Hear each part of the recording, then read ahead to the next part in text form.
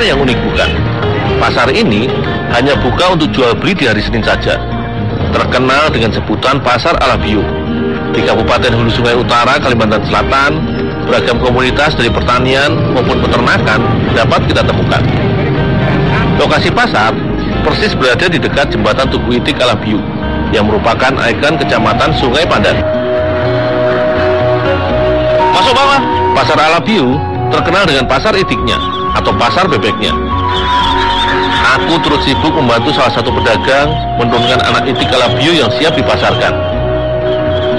Harganya lumayan mahal per ekornya, mencapai Rp10.000. Dengan nama latin Anas platyrhynchos borneo, itik ini adalah hasil perkawinan silang antara itik asli Kalimantan dengan itik Peking. Di Indonesia, itik Alabio adalah jenis itik pekerja dengan kemampuan mudah beradaptasi terbaik di daerah rawa. Harga itik Alabio petelur cukup tinggi, berkisar Rp70.000 per ekor. Kemampuan bertelurnya sangat produktif.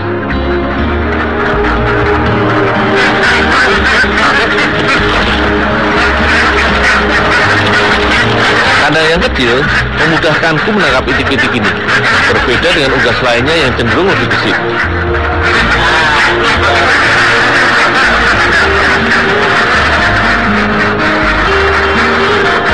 Desa Mamar inilah salah satu pusat peternakan bebek Alabio. Desa yang mengawali peternakan secara intensif di wilayah Kabupaten Hulu Sungai Utara.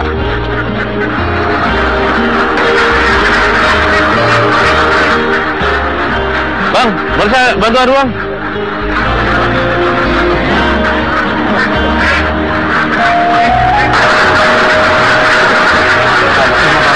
Semangat berapa nak? Situ.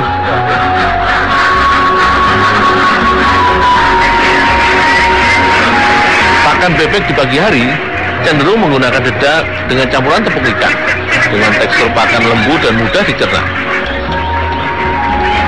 Kandungan pakan sudah diperhitungkan oleh peternak sehingga mencukupi kebutuhan protein, terutama untuk bebek dewasa sang induk petelur.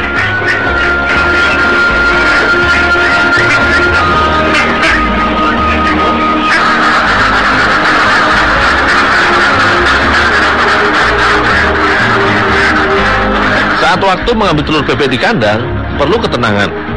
Jangan sampai terkejut karena bisa menimbulkan stres yang berakibat kesulitan bertelurnya. Produksi telur itik Alabio betina mencapai 250 butir per tahun, sedangkan masa produksi efektif selama 11 bulan. Tak mengherankan jika bebek Alabio menjadi komoditas unggulan di desa ini.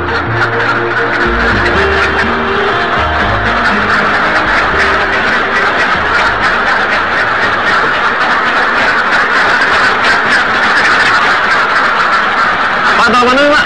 Ya, taruh sini dulu.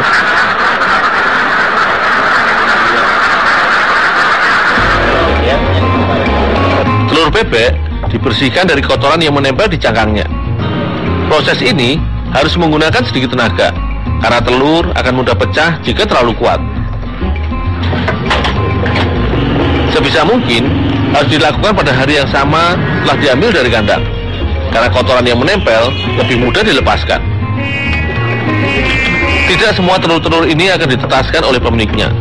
Sebagian dijual, para pembelinya kebanyakan dari warga setempat untuk penetasan. Ada juga yang dikonsumsi. Harga per butir telur sekitar Rp2.500.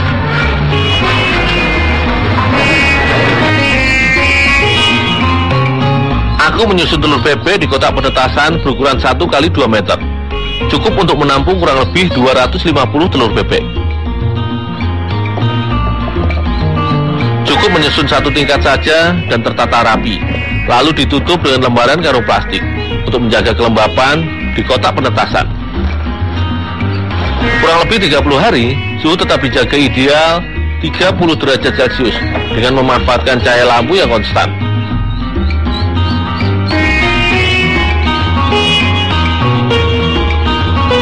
Keberhasilan penetasan telur bebek sekitar 80%.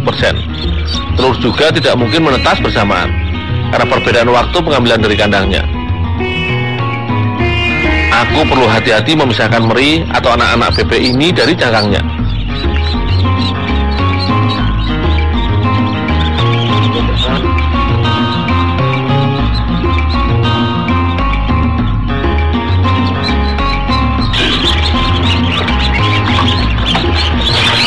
Tuh, kalau udah selesai taruh di kandang belakang.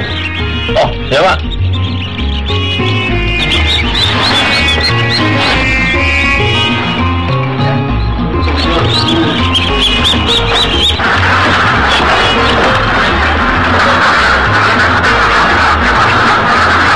Sebelum ditaruh di kandang pembesaran, lantai dasar kandang diberi alas untuk mencegah luka pada kaki. Barulah meri atau anakan bebek diletakkan di atasnya. Anak bebek yang belum 1 hari ini disebut dengan periode starter atau daily of duck. Tingkat populasinya pun diatur sesuai dengan volume ruang. Maksimal jumlah 20 ekor anakan butuh 1 kali 1 meter persegi.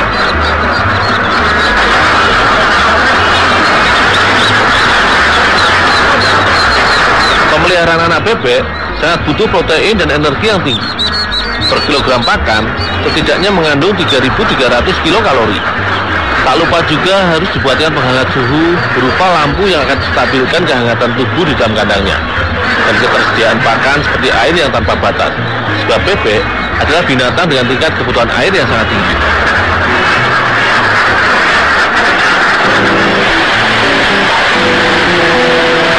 Cuaca cepat berubah drastis di Amuntai. Warga tetap terus bekerja, tak terkecuali di pengolahan dendeng itik manis Rina. Banyak olahan yang dibuat dengan bahan baku daging bebek. Namun di Amuntai ini ada salah satu olahan inovasi baru, yaitu dendeng bebek.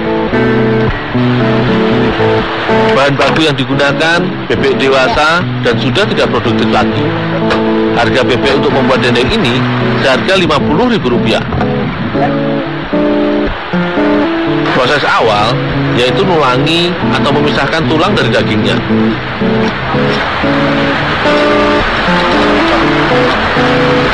Tulang yang terpisah biasanya akan mendapat potongan daging. Ini bisa digunakan sebagai bahan membuat sop bebek. Di dapur sudah siap tersedia berbagai bumbu. Bumbu utama yang banyak digunakan adalah bawang putih. Ibu Berkat inilah salah satu pionir olahan dendeng bebek di Amuntai. Bu, ini Bu itiknya Bu yang udah dibuang tulang? Iya, kita kasih bumbu dulu. Cairan bawang putih kemudian dicampur dengan garam dalam jumlah yang cukup banyak. Bumbunya terasa.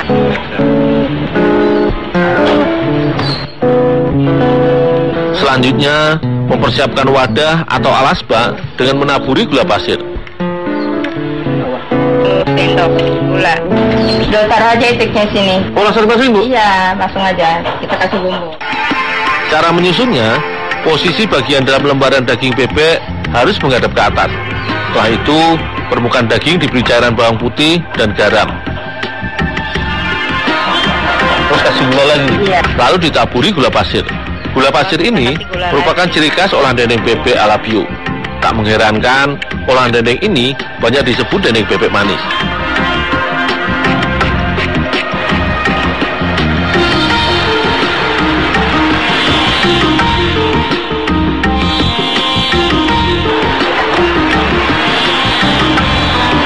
Pengepresan dilakukan untuk membantu proses penyerapan bumbu secara merata dan melunakkan daging yang kenyal.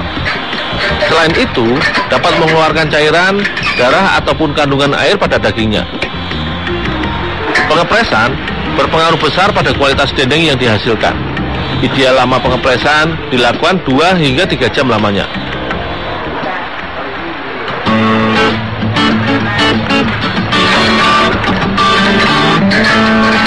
Setelah diasamkan selama 1 malam, lembaran daging dendeng harus dijemur.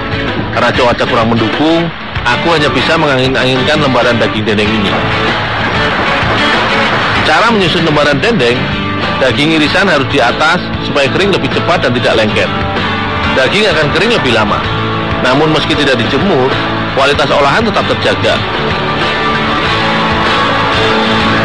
Warna daging bagian dalam tetap cerah, menandakan ini bebek yang benar-benar sehat.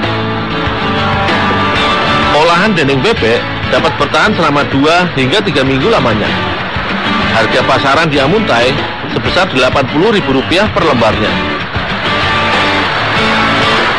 Peminat olahan ini cukup banyak. Bahkan sebagian besar olahan ini dijadikan oleh-oleh khas Amuntai.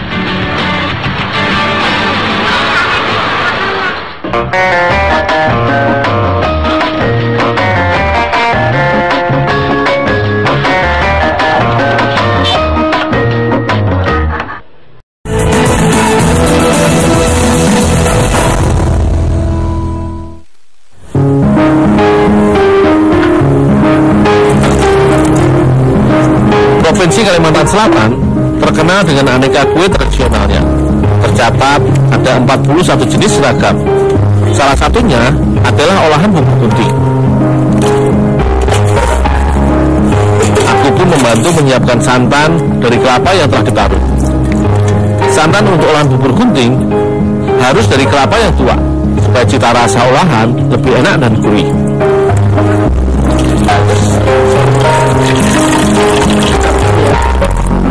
Di sampingku, ibu menyiapkan bahan utama, yaitu tepung sagu, yang sudah ditambahkan dengan sedikit air dan dibentuk sebesar ukuran buah alpukat.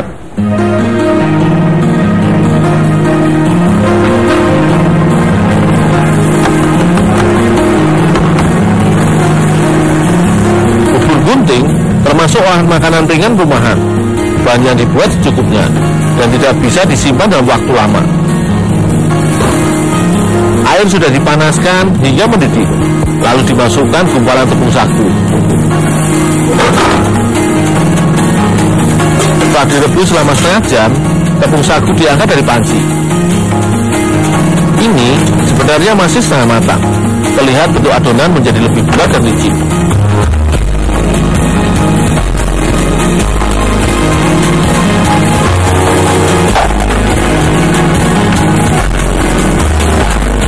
Sesaat diangkat, adonan harus langsung dihancurkan lagi, tanpa bagian dalam adonan masih mentah dan hangat. Ini supaya bahan mudah dibentuk menjadi adonan tahap kedua yang teksturnya lebih kenyal dan lengket. Cara ini berbeda dengan daerah lain. Biasanya, adonan seperti ini dibuat dengan menambahkan air panas pada tepungnya.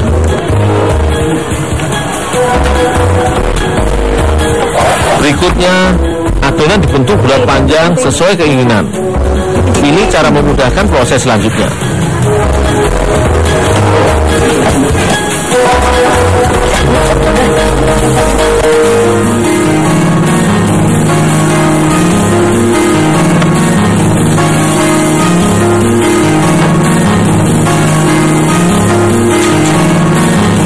Mengapa olahan tradisional ini dinamakan olahan bubur gunting?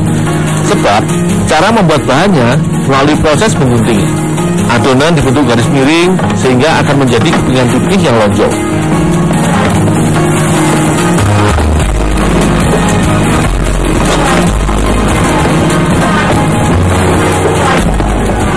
Daun santan yang loncat buat di sini. Oh, iya, Nek.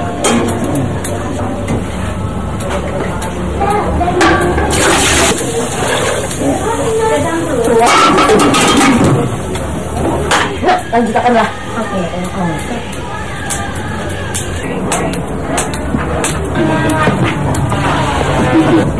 Sudah mendidih itu di panci. Sudah bisa masuk kan? Iya, sedikit-sedikit ini sedikit.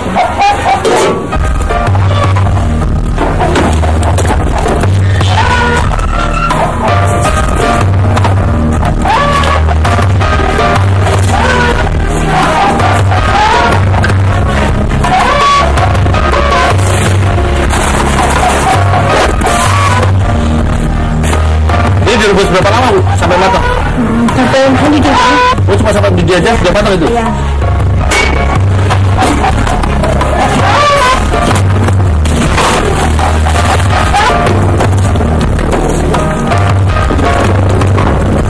Untuk menambah kepekatan rasa olahan, tambahkan kembang santan di bagian atas dalam panci.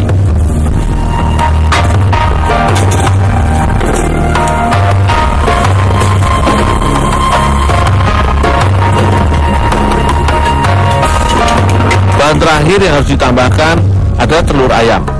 Ini ditambahkan untuk memperkaya rasa dan kandungan manfaat pada olahan.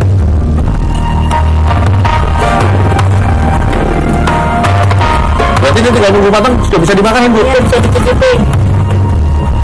Ini sudah matang Bu? Iya, sudah masak. Bubur gunting adalah khas makanan Wadai, sebutan warga Kalimantan Selatan untuk olahan manis sejenis kue. Baunya aja harum Bu.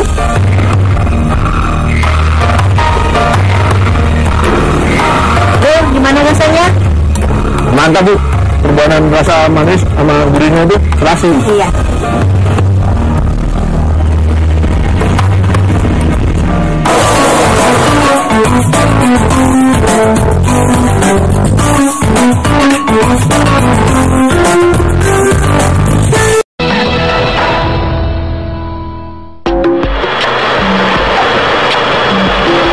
Satu lagi masih dari Kalimantan, tepatnya di daerah Landasan Ulin, Martapura. Namanya Wadai Rangai. Beras ketan putih yang sudah direndam dan ditiriskan semalam, aku giling hingga halus.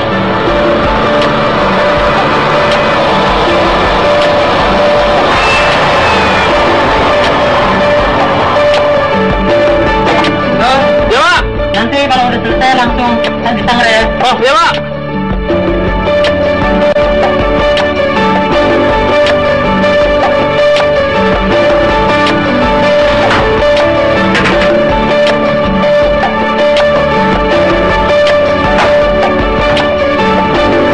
Kemudian aku sangrai dengan api kecil, sekitar 30 menit.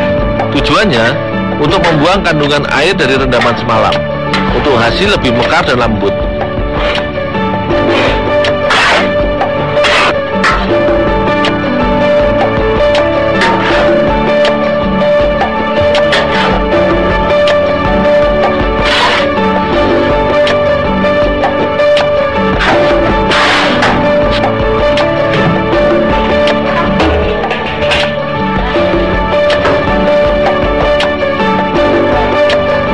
Setelah disangrai, tepung ketan aku ayak dengan sedikit membenturkan ayakan ke tangan berulang untuk menguraikan tepung yang terlalu padat.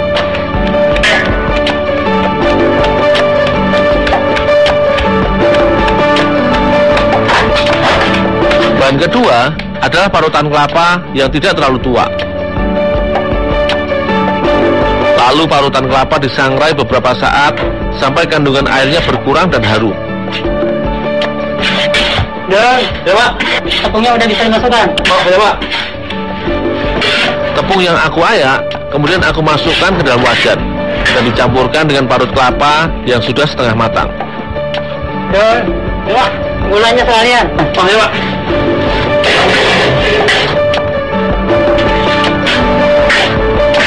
Masuk nih Pak.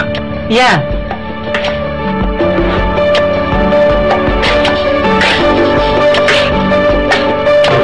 Berapa lama Pak ngaduknya sampai jadi ini Pak? Ya pokoknya sampai rata aja. Oh, boleh Pak. Saya ngaduk Pak. Oke.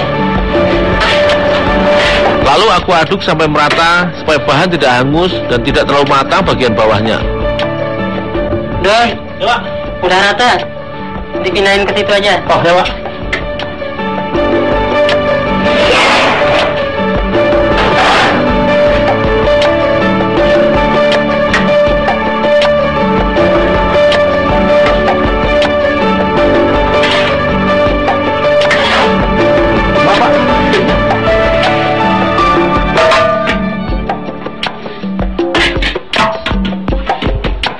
Udah Dol, kita tinggal aja. Nanti didinginkan dulu. Oh gitu. Iya. Yuk.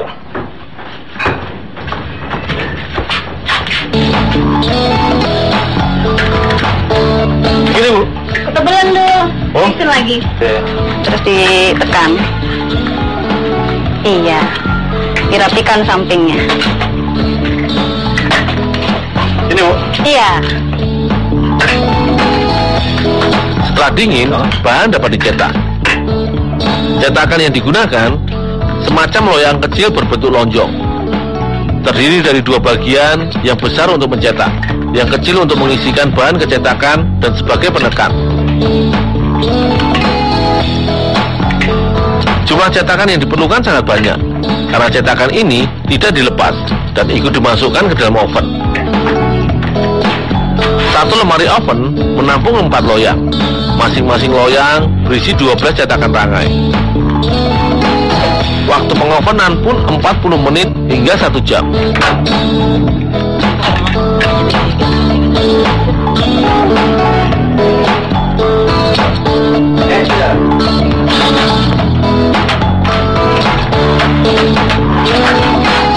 Rangai dilepaskan dari cetakan saat masih panas.